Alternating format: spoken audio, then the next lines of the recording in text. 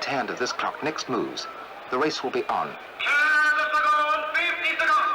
In 1966, Ford did the unthinkable. They took on the mighty Ferrari at the 24 Hours of Le Mans, and they didn't just win, they crushed them.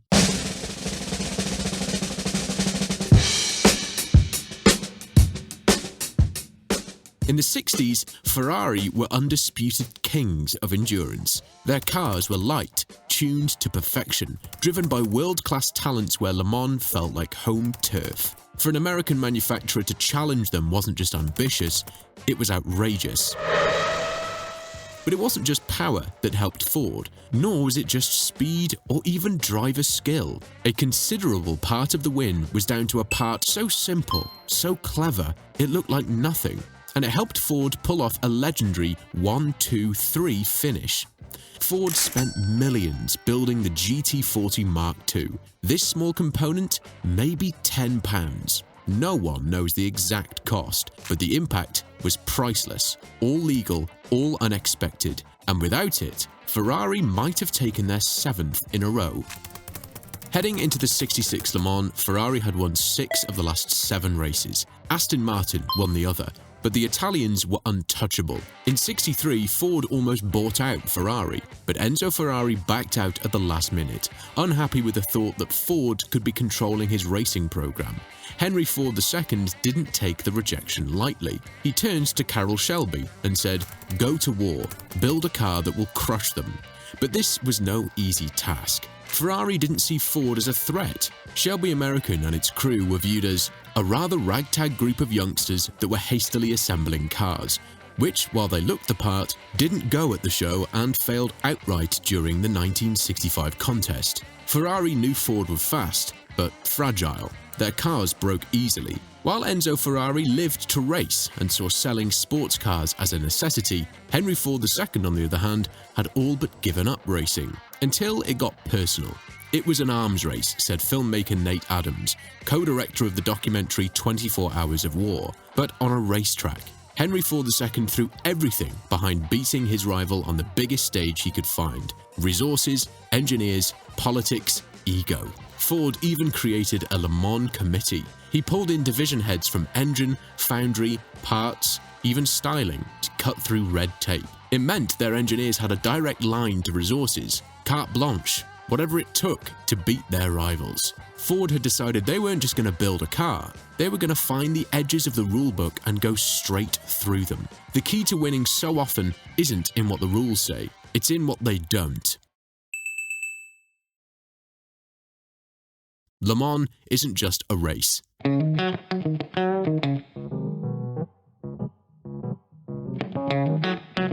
It's 24 hours of pure full-throttle endurance. Cars and teams are put under immense strain. Heat and attrition play their part, and nothing suffers more than the brakes. The brakes take the brunt at Le Mans, glowing red hot and reaching temperatures over 1,100 degrees Fahrenheit or 600 degrees centigrade as cars attempt to decelerate from 200 miles per hour. It's 2 a.m., you're flat out down the Ligne droite de Hunaudière. You're traveling 200 miles per hour, maybe more. The road is nothing more than a strip of French tarmac, trees flashing past. Derek Bell called it "that bloody straight" because each lap was a trip into the unknown. Andy Wallace admitted he was scared for the first time, but too young to admit it. And at the end of it all comes the braking zone. The rotors are glowing red, the car twitches under you, and you can only hope it stays on the road. Sometimes, in the Ford, it didn't. The GT40 MkII weighed a literal ton,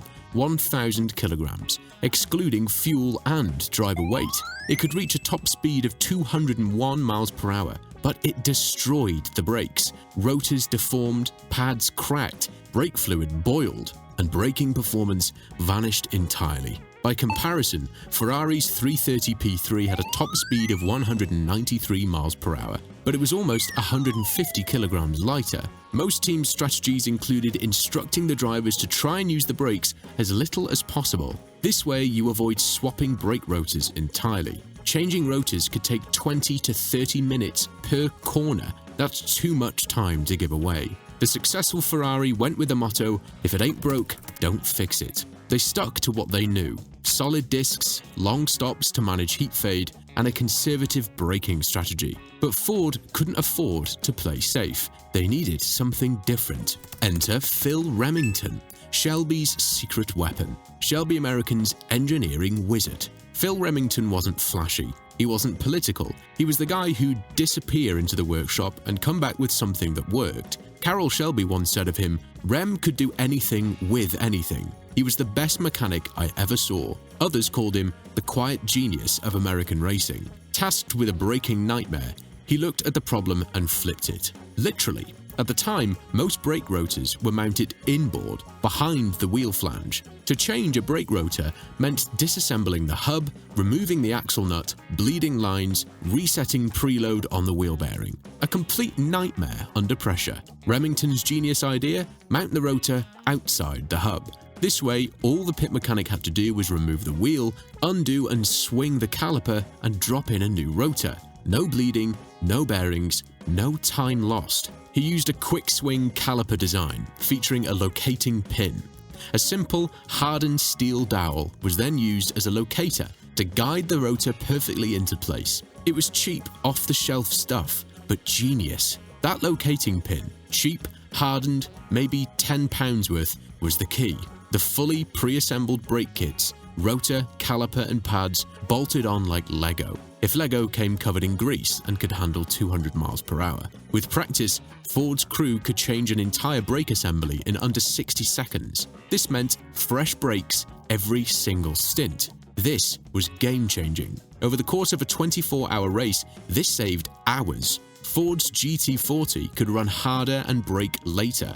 Fresh brakes meant they didn't have to back off. They could race every hour like it was the first. 1966 brought new FIA Group regulations via Appendix J. It redefined the categories of motorsport in a numerical list. GT cars were now Group 3, sports cars Group 4, special touring cars Group 5, and so on.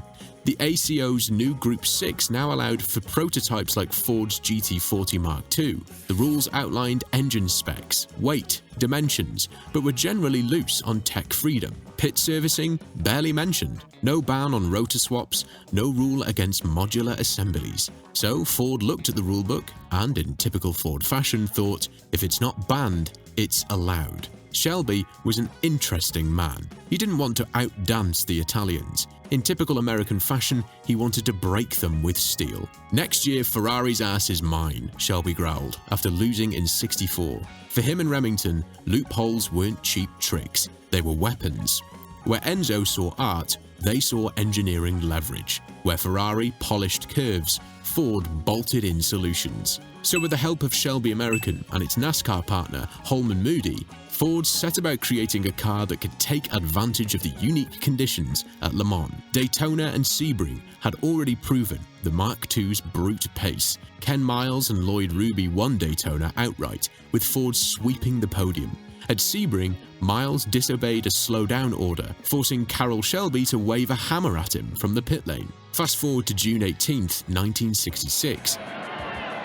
Ford engineer Mose Noland. The atmosphere was electrified instantly. Carte blanche. We knew the assignment was very important to Mr. Ford. 55 cars line up on the grid. The legendary Le Mans 24. 3,000 miles of racing lie ahead. The honorary starter, Henry Ford II himself. Mr. Ford waves the flag. Much to his delight, his cars get into an early lead. Ferrari are pushing back hard early on. By lap 100, brake fade is everywhere across the field, and that's when Remington and Ford's quick change system shines. Other teams are stuck in the pits, rotors steaming. Ford back out in minutes. Calm, fast, clean. Rain comes, cars crash, engines let go.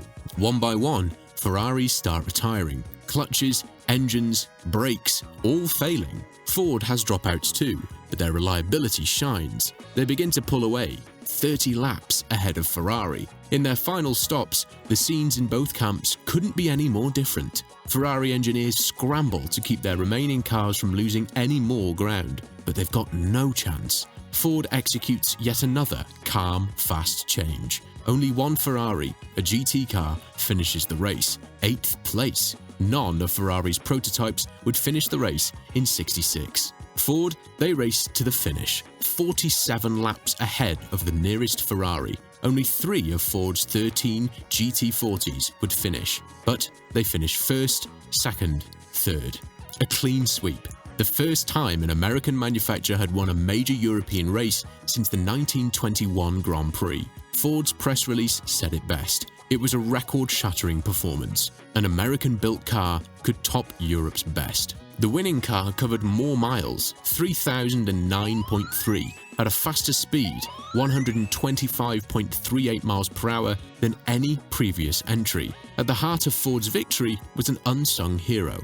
It wasn't just the engine or the amazingly built cars. A cheap locating pin, along with some genius thinking and design from Phil Remington, had helped topple Ferrari's empire. In '66, Ford's GT40s changed front pads twice, rear pads once, and front rotors once in the 24 hours. A job that used to take half an hour was now a matter of minutes, giving tangible proof of the system's value. Ford would go on to win Le Mans 3 more times in a row. Remington's rotor system wasn't banned, but pit service rules were tightened soon after. Modular thinking spread. Other teams caught on. By the '70s, pit crews were designing quick-release gear clusters and bodywork.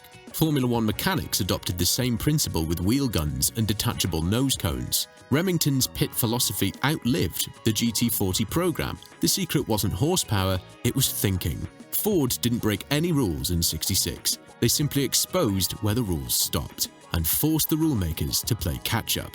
Phil Remington once said, "The biggest problem was the brakes. The car was about 2,700 pounds. It was like a truck." Ironically, his quick change system, it's how most trucks change their rotors today. Remington, now referred to as America's greatest race car builder, sadly passed away in 2013. He worked until the age of 81, 50 hours a week, still innovating. Ferrari built speed, Ford built certainty, and for 24 hours at Le Mans, certainty won.